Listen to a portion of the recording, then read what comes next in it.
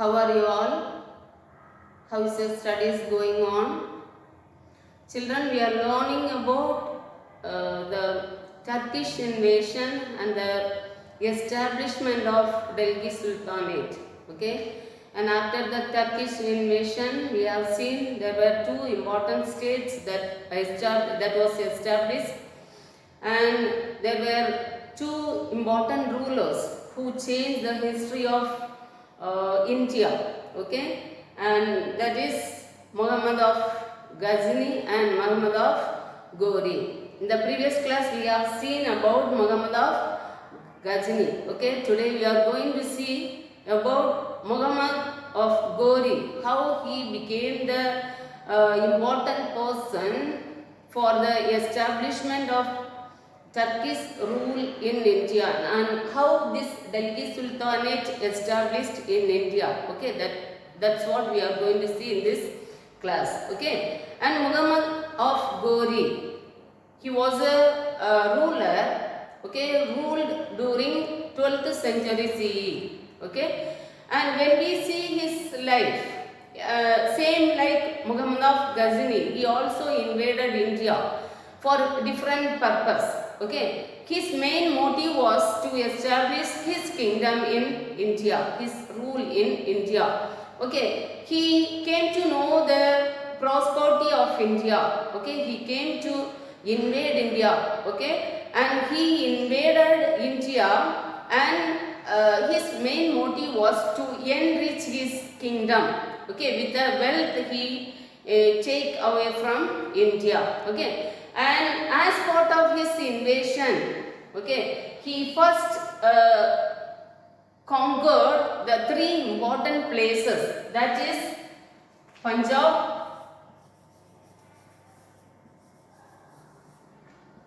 Multan and Sindh. These were the three important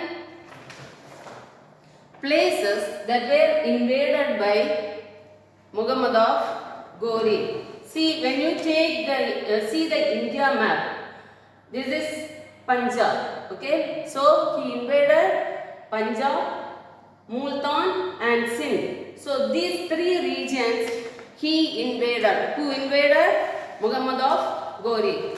And after that, his aim was to establish his rule in India. Okay, so what he did, he took another invasion. He conquered India in another part of India. He moved further into India. Okay, and at that time, Punjab was ruled by Prithviraj Chauhan.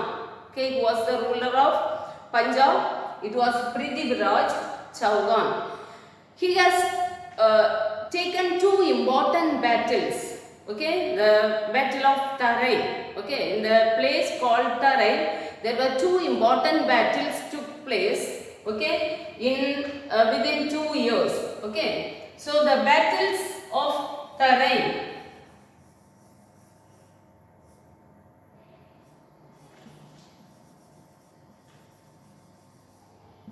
There were two important battles.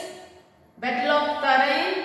The first Battle of Tarai in 1191 and the second Battle of Tarai in 1192 CE.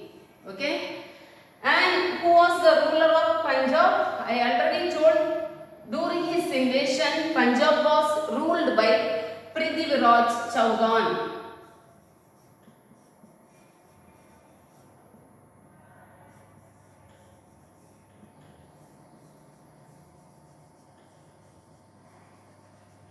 So, Prithviraj Chauhan was the important ruler, okay, in the Chauhan dynasty.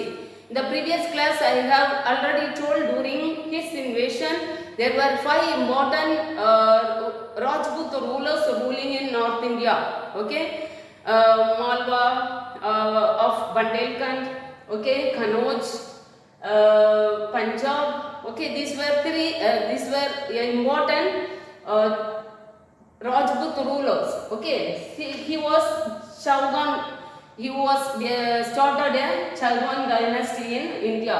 So he was a famous ruler. He was a brave ruler. Okay, when he invaded, when Gori invaded,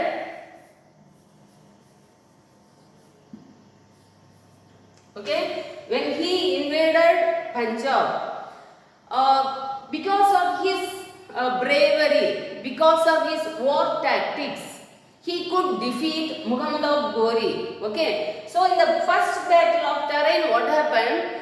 Muhammad of Gori was defeated by Prithviraj Chauhan. So who won the battle? The first battle of Tarain, Prithviraj Chauhan won the battle.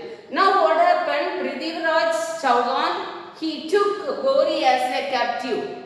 Okay, but he did not do any harm to Gori and he sent back, okay, to his country. Now what happened? After 1 year, in 1192, Gori again coming to India.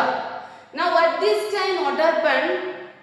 Prithviraj Chauhan he was asking the help of other chiefs of different regions. Okay, but everybody was giving support to Prithviraj Chauhan except Raja of Jayachandra. Okay, Raja Jayachandra of Kannauj, he was refused to give support to Prithviraj Chauhan in the second battle of Tarain. Now what happened in the second battle of Tarain? Gori, he is coming back with a great army. Okay, now he understood the ability, the bravery, okay, the strength of Chauhan's army. Okay, now this second time when he came with a great army. Okay, now Chauhan could not stand in front of Gori. Okay, that's the reason he took the support of other rulers from India. Now what happened? The ruler of Kannauj, Raja Jayachandra, he refused to give support to Chauhan. Now in the second battle of Tarain, Gori is defeating Prithviraj Chauhan. So in the second battle of Tarain, Prithviraj Chauhan was defeated by Gori. Now Gori was humiliating Prithviraj Chauhan. His eyes were taken out, he became blind.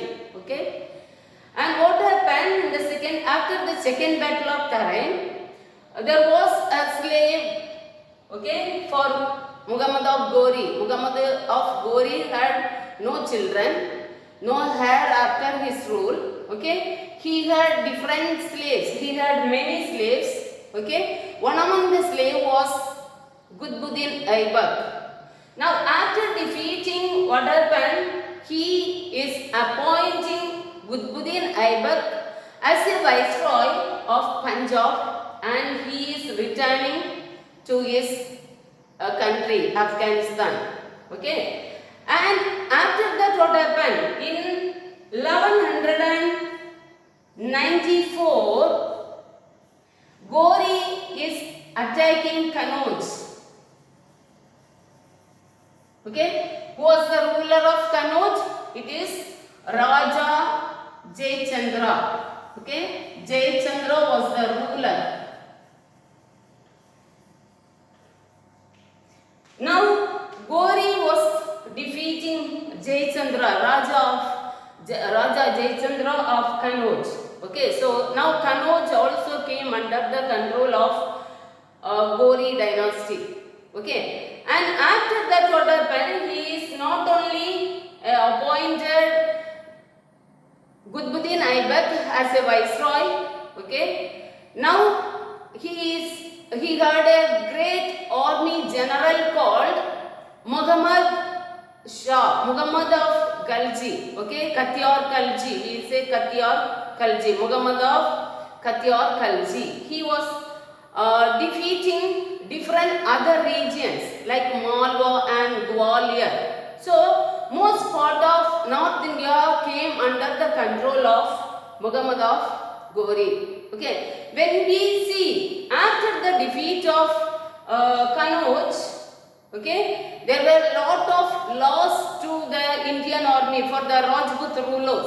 Okay, and different monasteries were destroyed. Okay, so Buddhist monasteries were destroyed. Okay, and the libraries were collapsed. Okay, what these Buddhist monks did, the Buddhist monks with rare manuscripts, they ran to Tibet. Okay, Tibet is the neighboring country which is located in the north of India. Okay, close to China. Okay, so what these monks from this Kathiawar and Gwalior and Malwa regions did, they went to Tibet for exile. They escaped to Tibet. Okay, now that's the reason Tibet became the Buddhist country. Okay, so the Buddhist monks, they established different monasteries in Tibet. Okay, when we see about Gauri, Gauri is a great army general. Okay, he is a good ruler. Though he did not patronize scholars and learners, he also gave importance to the people. Okay, and when we see after his rule, okay, there was the establishment of Delhi Sultanate in India. Okay, and so after Gauri, what happened? Gauri died in 1206. Okay.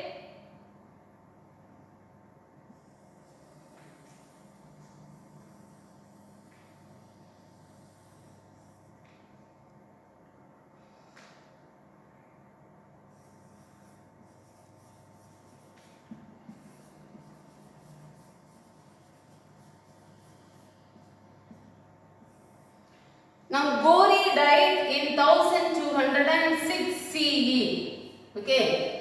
So after his death,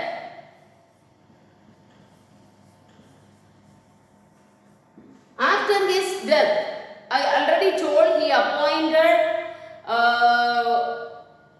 Qutbuddin Aibak as the Viceroy of the India. Okay, Viceroy of India to the region where he captured. Okay, now after the death of Muhammad of Gauri, different rulers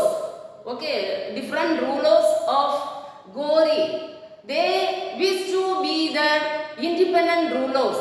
Okay, so they declared themselves as the independent rulers and they became independent. And Qutbuddin Aibak also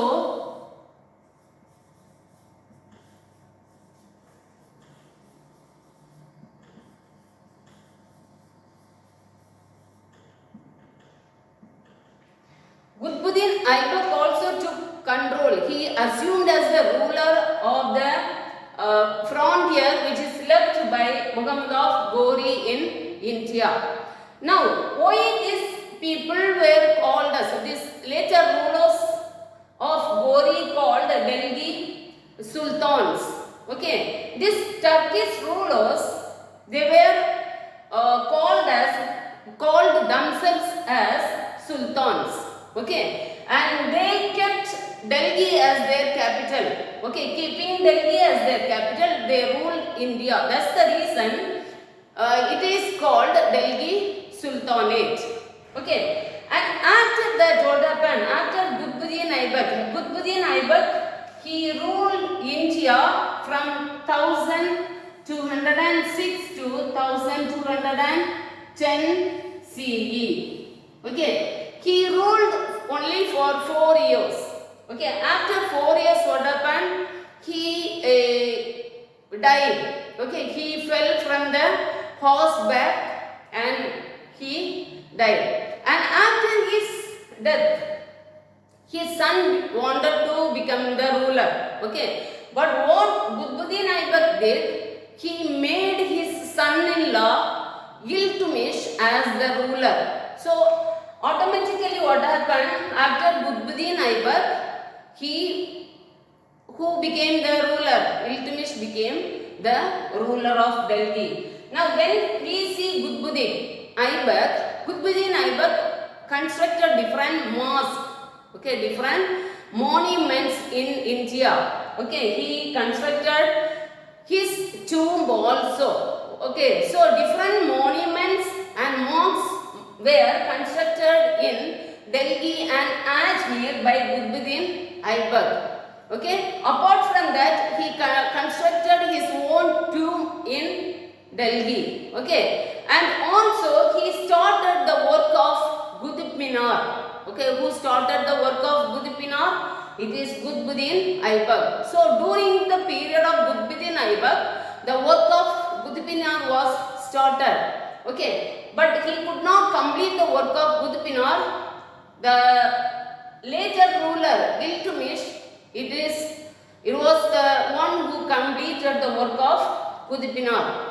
And after that, there were fifth floor. The fifth floor work was completed by Firoz Shah Tughlaq.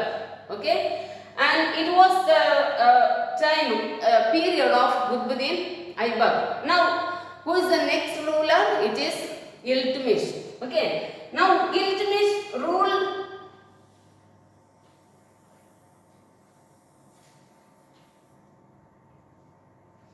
Iltutmish ruled in India 26 years, around 26 years, from 1210 to 1236. It was the period of Iltutmish in India. Now, when Iltutmish became the ruler, Iltutmish had different enemies. Okay, because this Delhi Sultanate, I told Qutbuddin Aibak was the first ruler. Okay, he was not a hereditary ruler. He was one among the slave of Gori. Okay, so this Delhi Sultanate begins with the Mamluk dynasty. Okay, the Delhi Sultanate begins with the Mamluk dynasty. What is Mamluk dynasty? The word Mamluk means slave. Okay, so the Mamluk dynasty is otherwise known as slave dynasty.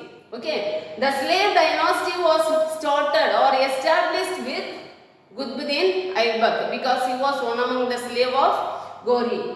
The next ruler of Mamluk dynasty was Iltutmish. Okay, now what's the period of Iltutmish?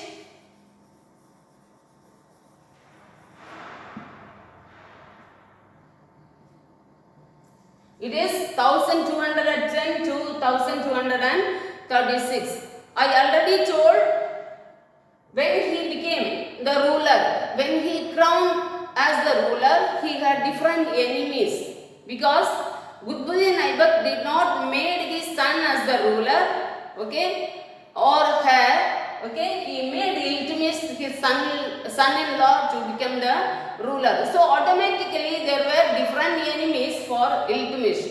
Now, as soon as he became the ruler, he has taken different measures to make his kingdom as the strongest one.